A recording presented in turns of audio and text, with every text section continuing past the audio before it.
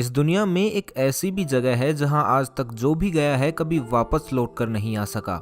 जी हाँ, मैं बात कर रहा हूँ अटलांटिक ओशियन में मायामी, आइलैंड ऑफ बरमुंडा और प्यूर्टो रिको से घिरे एक ट्रायंगल शेप एरिया की, जिसे पूरी दुनिया बरमुंडा ट्रायंगल के नाम से जानती है। लेकिन वास्तविकता में इस ट्रायंगल की सीमाएं कहाँ तक फैली हुई हैं ये बात कोई नहीं जानता, क्योंकि अक्सर इन्हीं सीमाओं के कंफ्यूजन के चलते हजारों जहाज यहाँ हादसे का शिकार हो चुके हैं। 2019 के अंत तक यहाँ करीब 2000 जहाज और 200 से ज्यादा एयरक्राफ्ट लापता हो चुके हैं, जिनमें से केवल कुछ एक को छोड़कर ना तो आज तक किसी जहाज का मलबा मिला है और ना ही उनके अंदर मौजूद किसी इंसान का कोई अवशेष। ये बात बड़ी हैरान करने वाली है कि आज के समय में जब हमारे पास टेक्नोलॉजी इतनी विकसित हो चुकी है कि हम यहीं बैठे बैठे यहाँ से लाखों प्रकाश वर्ष दूर किसी ग्रह पर मौजूद सूक्ष्म से सूक्ष्म जीवन को भी देख लेते हैं, तब भी आज तक हम इस छोटे से एरिया में लापता हुए किसी भी जहाज को नहीं तलाश पाए, क्योंकि शायद वो यहाँ थे ही नहीं। ये बात 4 दिसंबर 1970 की है, जब पायलट ब्रूस गर्नन ने अपने पिता और एक बिजनेस पार्टनर के साथ एंड्रोस आइलैंड से फ्लोरिडा कोस्ट जाने के लिए उड़ान भरी। उस समय ये एरिया बरमुंडा ट्रायंगल के अंदर नहीं आता था और ब्रूस के लिए ये कोई नई उड़ान भी नहीं थी, क्योंकि वो पहले भी इस रूट पर कई बार आ चुके थे। इसलिए ब्रूस बेफिक्र होकर इस रास्ते पर आगे बढ़ रहे थे। लेकिन शायद इस बार की उड़ान उनकी लाइफ की सबसे खतरनाक उड़ान होने वाली थी।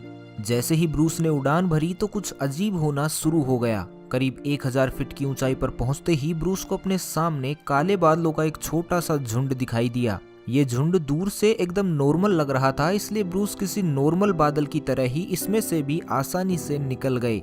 यहाँ तक सब कुछ ठीक था, कहीं कोई गड़बड़ नजर नहीं आ रही थी। लेकिन जैसे ही प्लेन 11,500 फीट की हाइट पर पहुंचा तो एक बार फिर एक काला बादल प्लेन के सामने आता है। इस बार ये पहले वाले की तुलना में कई किलोमीटर बड़ा था, इसलिए ना चाहते हुए भी ब्रूस को इसके अंदर से ही गुजरना पड़ा।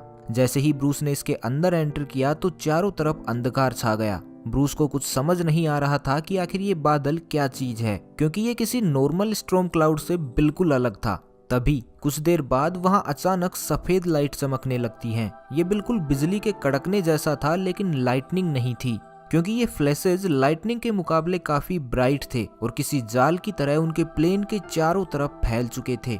अगले 30 मिनट तक ब्रूस इसी बादल में उड़ान भरते रहे। इस दौरान उन्हें एहसास हुआ कि ये वही सेम क्लाउड था जो उन्हें 1000 फीट की हाइट पर मिला था। फर्क सिर्फ इतना था कि इस बार ये क्लाउड किसी टनल की तरह सिलेंड्रिकल था। ब्रूस इस टाइम इस सिलेंड्रिकल क्लाउड के बिल्कुल सेंटर में उड़ान भर रहे थे। इस टाइम उन्हें ऐसा लग रहा था कि शायद वो इस ट्रैप से कभी बाहर ही नहीं निकल पाएंगे, क्योंकि दूर दूर तक कहीं भी बाहर जाने का कोई रास्ता दिखाई नहीं दे रहा था। लेकिन तभी एक और रहस्यमयी घटना घटती है। ब्रूस को अचानक अपने सामने से लाइट आती हुई दिखाई देती है, जो संभवतः इस रहस्यमयी टनल का एंड था। इसलिए ब्रूस ने तुरंत अपने प्लेन को उसी दिशा में आगे बढ़ा दिया। लेकिन जैसे ही ब्रूस उस एंड पॉइंट के नजदीक पहुंचने लगे तो उसने सिकुड़ना शुरू कर दिया। इस मूवमेंट पर उनके प्लेन के नेविगेशन इंस्ट्रूमेंट में हलचल पैदा होने लगी। कंपास अपने आप बार बार अपनी दिशा बदल रहा था। प्लेन के इलेक्ट्रॉनिक इंस्ट्रूमेंट अपने आप रेस्पॉन्ड करने लगे। ऐसा लग रहा था जैसे प्लेन को कोई बाहरी शक्ति कंट्रोल कर रही हो। इस टाइम प्लेन पर कंट्रोल करने के ब्रूस के सारे प्रयास विफल हो रहे थे। लेकिन हैरानी की बात यह थी कि प्लेन अभी भी कंटिन्यू उस टनल के एंड पॉइंट की तरफ बढ़े जा रहा था। अगले 20 सेकंड तक ब्रूस का प्लेन इसी तरह हिचकोले खाते हुए इस क्लाउड में ट्रेवल करता रहा और फिर अचानक एक झटके के साथ इस क्लाउड से बाहर निकल गया। लेकिन अगले 5 सेकंड तक उसके साथ वो हुआ जो पृथ्वी पर होना लगभग नामुमकिन था। इस रहस्यमयी क्लाउड से निकलने के अगले 5 सेकंड तक ब्रूस खुद को वेटलेस फील कर रहे थे, बिल्कुल वैसे ही जैसे कोई अंतरिक्ष यात्री तब फील करता है जब वह अर्थ के ग्रेविटेशनल फोर्स से बाहर चला जाता है।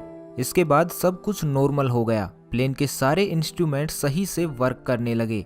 इसलिए ब्रूस ने तुरंत ग्राउंड कंट्रोल से कांटेक्ट करने की कोशिश की, क्योंकि पिछले आधे घंटे से ब्रूस को इस बात का कोई अंदाजा नहीं था कि वो कहाँ उड़ान भर रहे हैं। लेकिन जब ग्राउंड कंट्रोल ने रडार पर उनकी लोकेशन को ट्रैक करना चाहा तो वहां उन्हें ऐसा कोई प्लेन नजर नहीं आया। कुछ देर बाद ग्राउंड कंट्रोल ने वापस ब्रूस से कांटेक्ट किया और उन्हें बताया कि वो उनका एयर स्पेस पार करके ऑलरेडी मायामी के एयर स्पेस में पहुंच चुके हैं।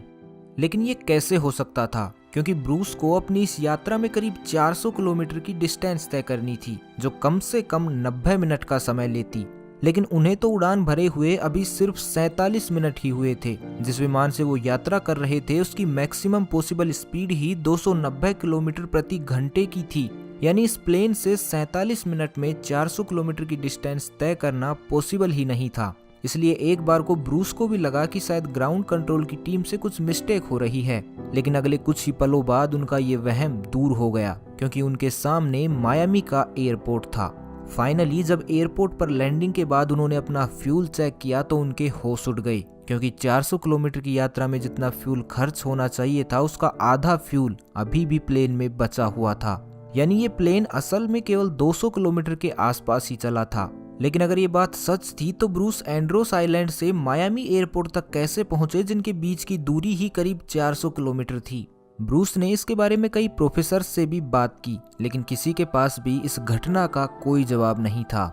आज तक इस एरिया में न जाने कितने शिप्स और प्लेन गायब हुए हैं, लेकिन केवल कुछ एक को छोड़कर आज तक ना तो किसी प्लेन का मलबा मिला है और ना ही किसी की डेड बॉडी।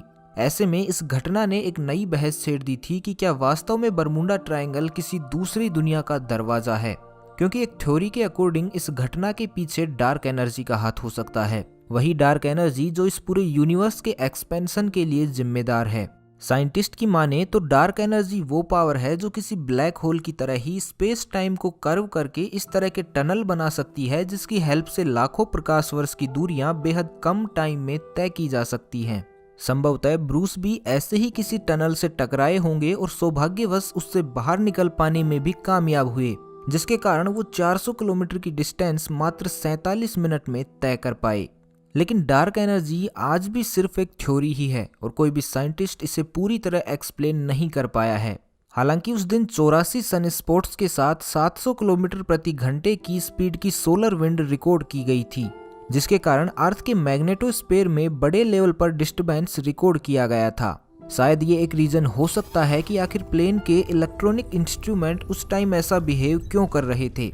लेकिन इस सवाल का जवाब आज भी एक रहस्य ही बना हुआ है कि आखिर 290 किलोमीटर प्रति घंटे की स्पीड से चलने वाला कोई प्लेन 400 किलोमीटर की दूरी 47 मिनट में कैसे तय कर सकता है, और आखिर 2000 शिप्स और 200 एयरक्राफ्ट के लापता होने के बावजूद भी आज तक उनका मलबा क्यों नहीं मिल पाया। क्या वास्तव में इन सब चीजों के पीछे डार्क एनर्जी का ही हाथ हो सकता है? आपका इस बारे में क्या सोचना है, कमेंट करके हमें जरूर बताइएगा।